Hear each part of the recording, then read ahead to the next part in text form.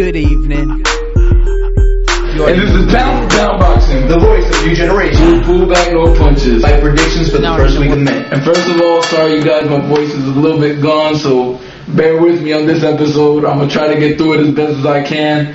We're going to go talk about the fights that are coming up in the first week of May. So here we go. Joel Hoya versus Ishe Smith. Ishe Smith coming off a long layoff, and he's a technical boxer, but you gotta go with Joel Hoya. You gotta go with the power punching in this fight, man.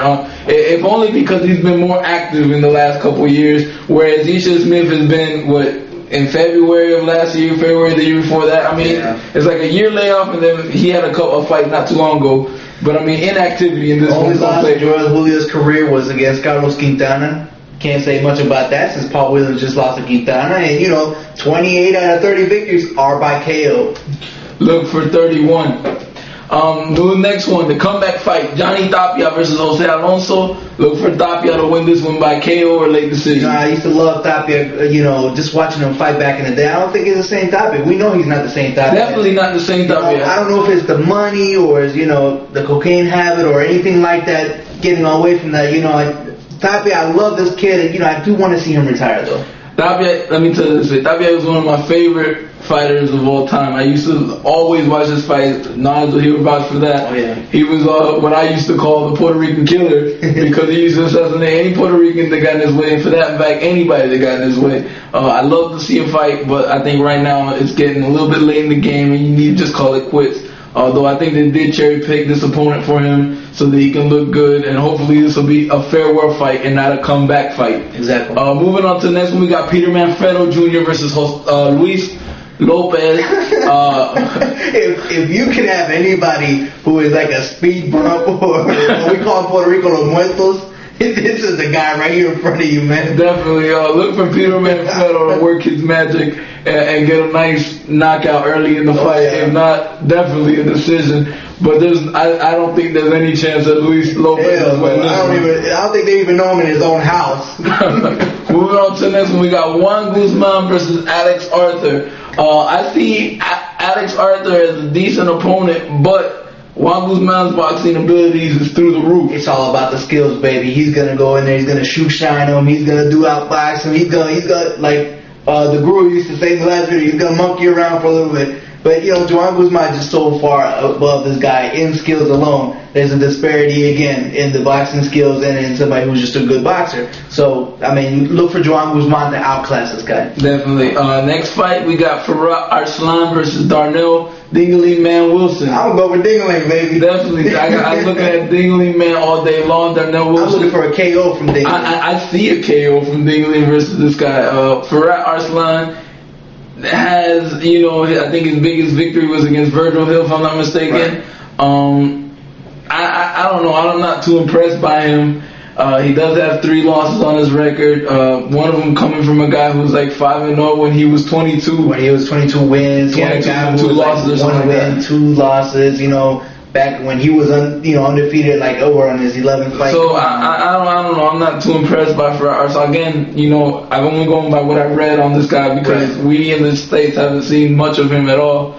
Darnell Wilson, Dingling Man, looking for a knockout through him. Where ESPN is exposing him. Look for a knockout through him. Jorge Linares, the Golden Boy, versus Billy Dib. I'm going to go for the Golden Boy. I think this is Golden Boy's night on May 3rd. And, Golden Boy, he just fits in the name. So I'm going to go I'm going with 25 wins.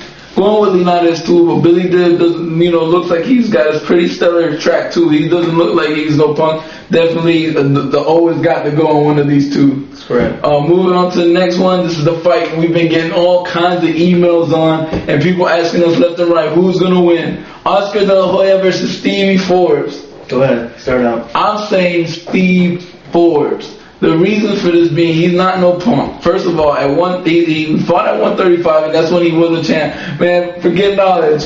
Knowledge can be a hater all he wants. Steve Forbes, I'm wrong with you, baby. Don't make me look bad. Steve Forbes at 135 fought against first at 135 he was a champ, or 130. But then he went on the Contender Show as at 135, fighting against all these guys at 147 and 150 pounds, and still made it to the last fight.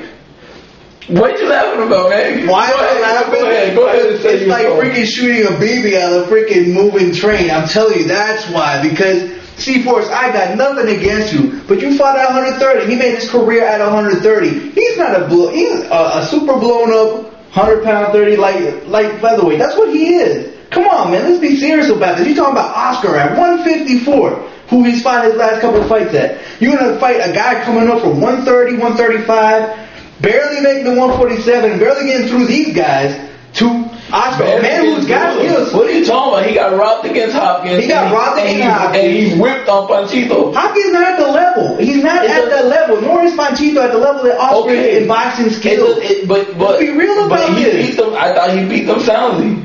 No, I wouldn't say he beat him soundly, but he definitely beat Hopkins soundly, but I don't think about Panchito soundly. You are correct because you're Panchito dog. Whatever. All I'm saying is right now, let's get this straight. Oscar's going to win this fight. He's setting it up. He's going to win this fight because he's going to set it up for his big fight against Money Mayweather. Okay? And Steve Forbes, his nickname is 2 pounds. There's a reason for that, man. Come on, bro. He's going to use his smarts and outbox him similarly to the way that FLoyd Mayweather did. Not only that, Steve Forbes got everything to win and nothing to lose. He's not the one pressured in this fight. Everybody's already going against him like you. I mean, really, nobody's really giving him a shot. I think he has a shot. I mean, he outboxes a lot of guys, and I think he's going to go in there and do the damn thing. I give him this. He's never been knocked out or knocked down. He's got so basically he's got a good chin. He's got great boxing abilities. But he's got no pop. It doesn't matter. Oscar got a solid chin. He's got boxing ability. Okay. He's got the height. He's got the weight. And he also runs out of gas after 5 rounds. But not when he's got somebody. What are you talking about? Yes, everybody after 5 rounds, Oscar, you put that shit in cruise control. You're like. This is also you talking about an Oscar who fights like once a year. You know, he just recently lost. And now he's going to fight 3 times again. About to lose again. He's not going to lose again. He's going to lose again. Whatever. You guys watch out for this fight. Listen to Dom P. Steve Forbes by decision. Hopefully by knockout. Knockout? What are you smoking, man? I love you, man. But it's going to be Oscar De La Hoya. It's going to be Golden Boy's night. Like I said, no Golden Boy's going to lose on this night. It's going to be Oscar's night. He's going to set it up for the Mayweather rematch. All a rematch that none of us wants to see, but it's going to go down. Negative, because you know why? Because Steve Forbes is going to throw a monkey wrench at that problem. But you know what? I'll say this. I hope he does. I honestly hope that Steve Forbes wins. I don't see it happening at all, but I hope he does. I'm telling you, I don't want to see that Steve rematch. Forbes is going to box circles around. I'm telling you, you guys don't see it now. But when it happens, remember who said it first. Alright.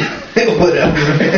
Anyways, guys, I'm going to have to cut it short because my voice is gone. Hopefully you guys enjoyed what we had to say today. Hopefully it was somewhat entertaining and somewhat enlightening for you guys and your viewing pleasures.